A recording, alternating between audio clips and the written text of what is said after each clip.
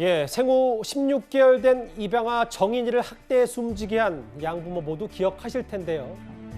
오늘 징역 35년이 나왔습니다. 오늘 법정 앞 현장 모습부터 만나보겠습니다.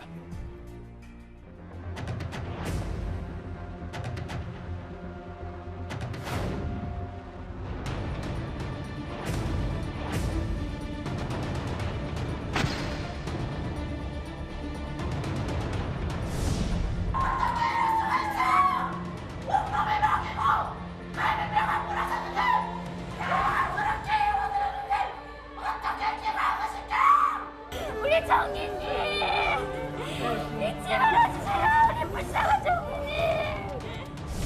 1심에서 무기징역이 선고가 되었을 때 국민들이 정인아 미안해라고 얘기하지 않아도 대한민국의 법원이 이제는 아동학대 가해자들한테 엄중 처벌을 내리는구나 라고 희망을 가졌습니다.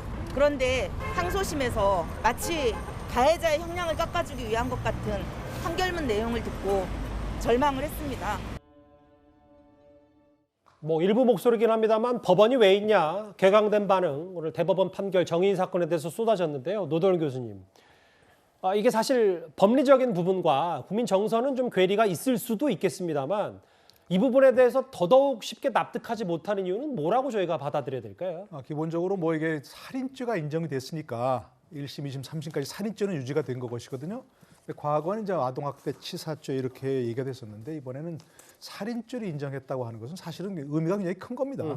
왜냐하면 살인죄는 그 어린애가 뭐 사망했으니까 뭐 그거에 대해서 어떤 누구를 증언할 수 있는 상황도 아니고 그렇기 때문에 살인죄가 인정되기 어려웠는데 어쨌든 미필적 고의에 의한 살인죄를 인정했다는 점에서는 정서상은 어떨지 모르겠는데 굉장히 법리적으로 의미가 있다고 생각을 하고요. 예, 그리고 이제 원심이 지금 이제 항소심이죠.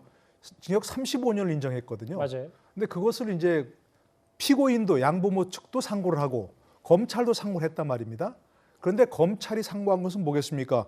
항소심보다 더 강하게 처벌해달라 이게 아니겠습니까? 예. 그런데 그거는 인정되지 않습니다. 상고는.